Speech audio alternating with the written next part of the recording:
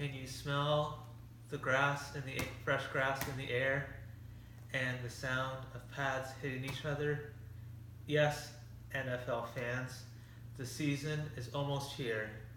Saying that, welcome to season 3 of my NFL YouTube show, starting with my 2017 NFL preview show.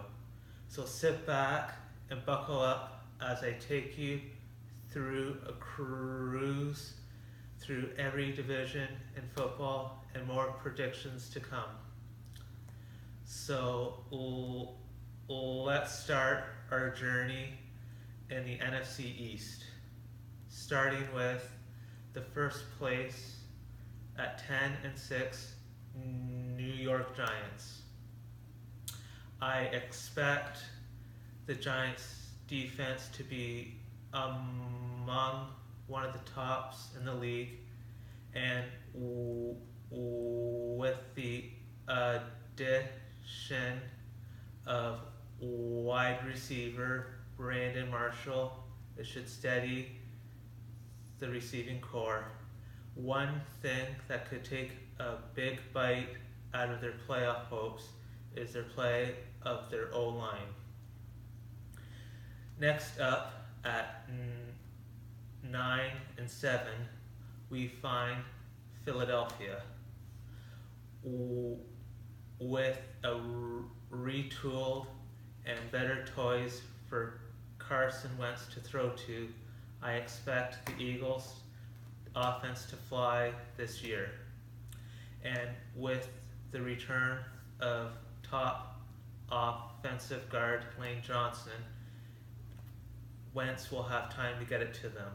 And the Eagles have underrated D-line, and it's deep as well. Next up, we find the Cowboys at 9-7. After having a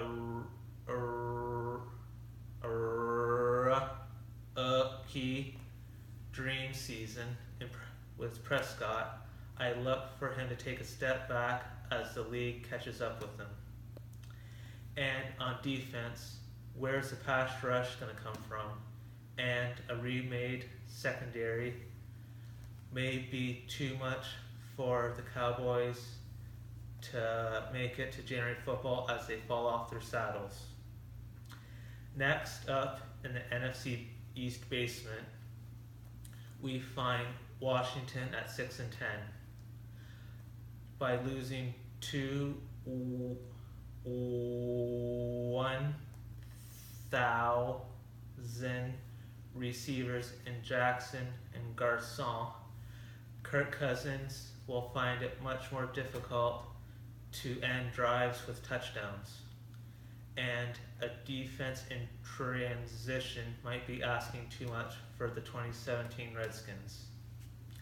So now grab your coat as I feel a chill in the air as we're heading up north. Taking the division at 11-5, we find the Vikings. The Vikings defense will lead the ship to the top of the division. And this defense is one of the most complete in the game this year. And it could be on the verge of some special things. And making it better is a rediscovered run game that should help the passing game and Sam Bradford in a contract year. Next up, we have Green Bay at 11-5 also. The offense for the Pack attack looks as strong as ever. But couple things that will leave them as the bridesmaids is their lack of a running game and their secondary when they're facing top QBs this year. Yes, the Packers won't be the kings of the hill this year. Next up, we find Detroit at 7-9. Matthew Stafford and the boys from Motown have all the tools in the shed to have a promising year. But a couple things that might cause them problems is their play at offensive tackle and their linebacking core, as they might have trouble slowing down enemy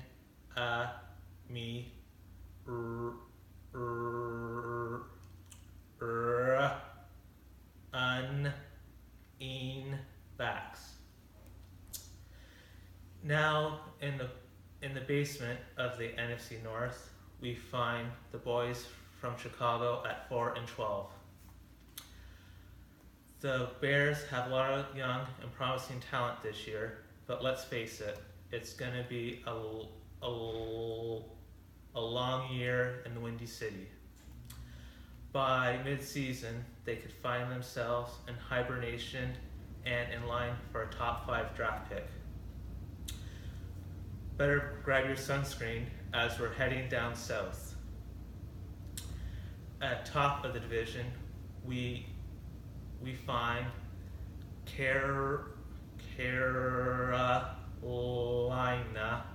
at 11-5.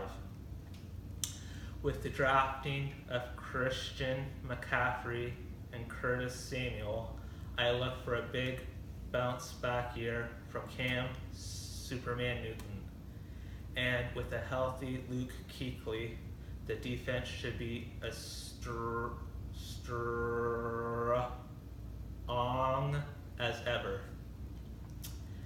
In second place, we find Tampa Bay at 10-6. With upstart superstar in the making in Winston, I look for him to use all his new weapons at receiver and in the backfield to his advantage on Sundays and burn secondaries just like the Florida Sun. And a young upcoming defense will make strides this year and sneak their way in the playoffs as a wild card. Next up, we find Atlanta at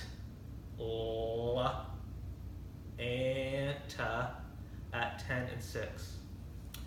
With the switch at offensive play caller with Shanahan on the left coast, this might take a step back for Matt Ryan and his MVP season.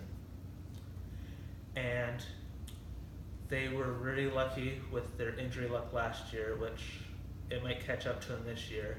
And reaching the top of the mountain in the big game is too much to ask for them for 2 straight years. Next up, we find New Orleans at 8-8. The big question, like every year in New Orleans, is can they stop anybody? I don't think that'll be the case this year, but Drew and crew should have a good year on offense. But a couple of things that might slow them down is the injuries of Pro Bowl offensive linemen Armstead and center Unger. So Drew and crew might come up short on completing their drives. So better grab your plane tickets as we're headed out west. On top of the Western Division, we find the Arizona at 10-6. With a refreshed Carson Palmer, I think he'll have a better year ahead of him. Plus, with a healthier receiving core, they'll have time to spread their wings. And after going some off-season changes at defense, I look for them to remain a good unit with some early struggles. Next up, we find Seattle at 10-6. With the loss of their left tackle in the preseason, this was already a questionable unit, which it got that more shakier. I expect Wilson to do good, but he'll be running more than he'd like to. And with a tough out of division schedule, it might be asking too much for them to reach the top branch of the division. Next up, at 6 and 10, we find the LA Rams. With a new coaching staff, this will breathe in some new fresh air for this squad. I look for them to be more competitive,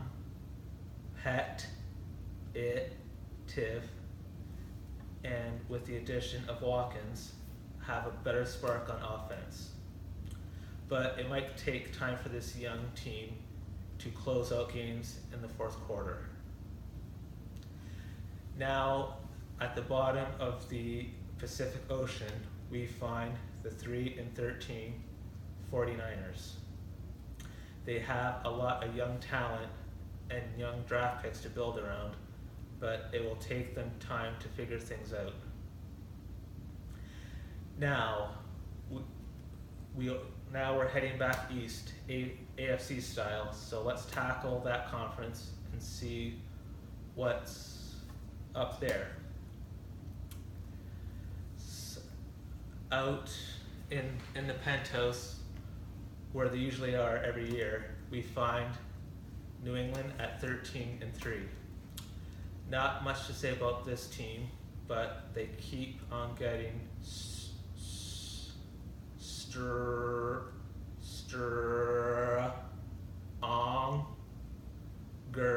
every year. But two things that might stop them from repeating as champs is the hunger to chase another ring and the aging of right arm of Mr. Brady as the season wears along.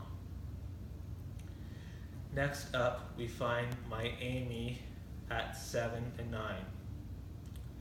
With Cutler and Adam Gase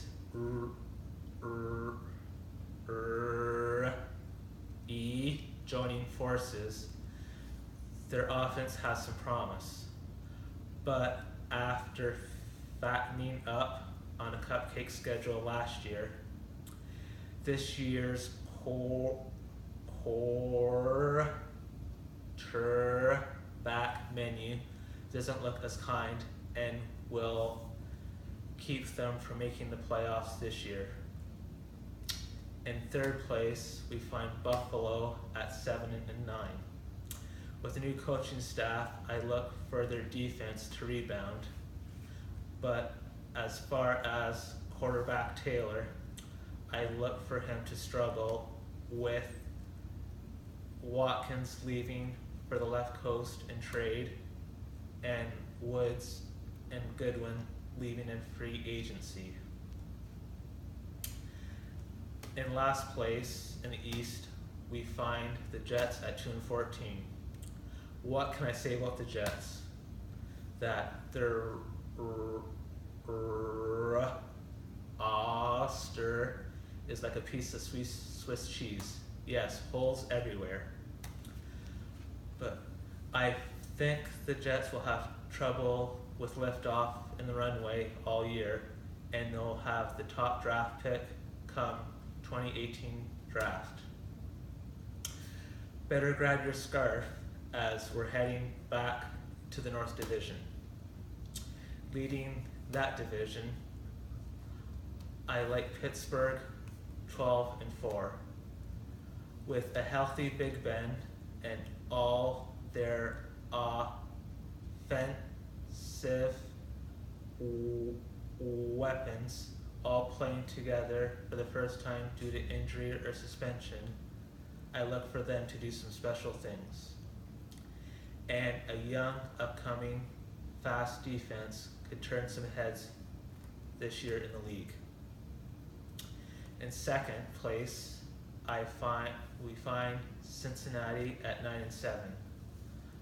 I look for a rebound year in the jungle as they have skilled players everywhere on offense, and Dalton will do well if given the time by his offensive line, and the defense should remain steady. Next up at 7-9, we find Baltimore. The health of Joe Flacco's back disc problem will be a question mark all year, and too many losses in the preseason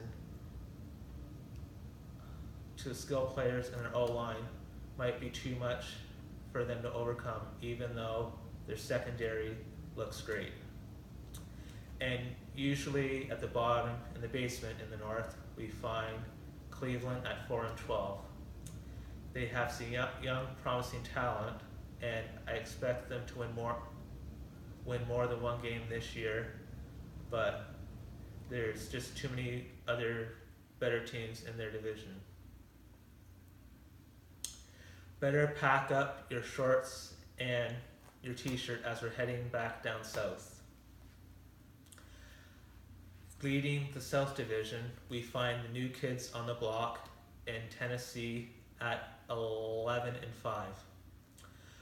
With having a great summer shopping season with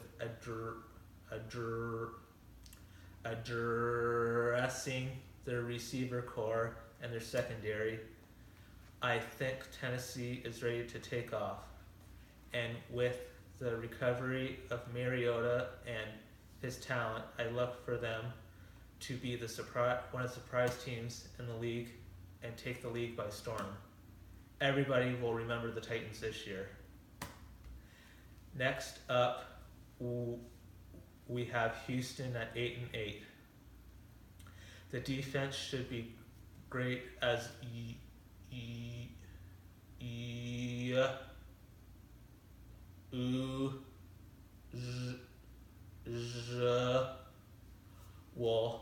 but the problem is they'll be on the field way too much, as the Houston offense will have some growing pains with either Savage or Watson under center. Next up, we find Indy at 7-9. With an injured Drew Luck to start the first part of the year, and offense hurt by injuries, it doesn't look too promising in Indy. And with a defense breaking in a lot of rookies, it could be another lost season in Indianapolis. Rounding out the South, we find Jacksonville at 4-12. This team has all the talent in the world except for one spot. Yes, I'm talking about you, Bortles. Until Jacksonville figures out Bortles, good or bad, this team will be stuck in the dungeon. Next up, let's check out what's happening in the AFC Wild West. In first place, we find Oakland at 11-5. This team will light up the scoreboard like the 4th of July sky, and they'll have to win their fair share of shootouts as their secondary looks very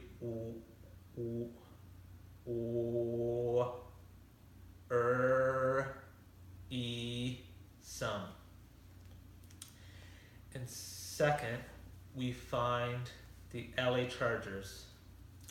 With some better blocking for Phillip Rivers, I look for him to use his unlimited supply of toys.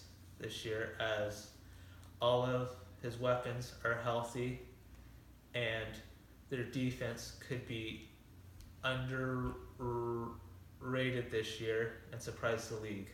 Yes, the Chargers hang 10 on the waves of Southern California to a wild card spot in January.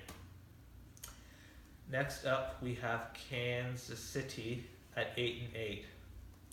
With the loss of Jeremy Maclin, they lost a key guy that can stretch the field and take away coverage from superstar Hill and opening up the running game.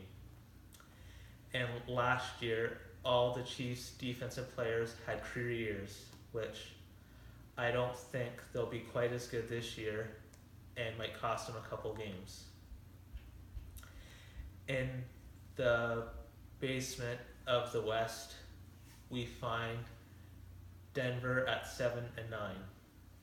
The defense looks great as usual, but Trevor Siemian and the offense will be this team's undoing.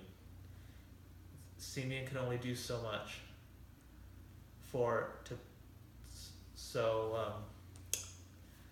the Broncos will be stuck in the valley instead on top of the mountain. That's what I think the league's going to look like this year. Now for your Super Bowl 52 matchup.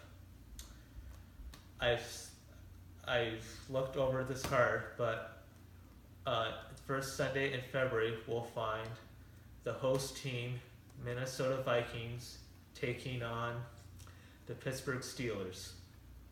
And Pittsburgh will get their 7th Super Bowl ring and just edging out the Vikings 27-23. And your MVP will be Le'Veon Bell.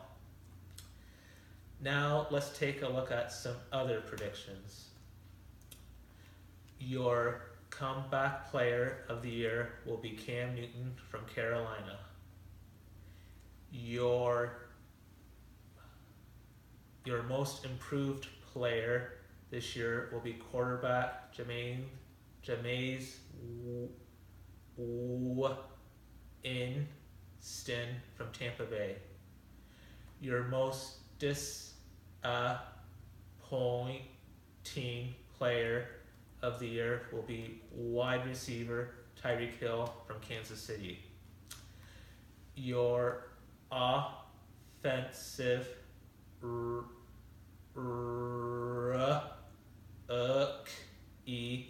of the year will be running back Dalvin Cook from Minnesota. Your defensive rookie of the year will be defensive end Derek Barnett from Philly. And your surprise teams this year will be Tennessee and Minnesota. And your two disappointing teams this year will be Dallas and Kansas City. Well, if I whet your appetite now, come back and join me in 2 weeks as we kick off the season. Hope to see you there. And before I sign off, here is a review of all my predictions. Thank you for watching.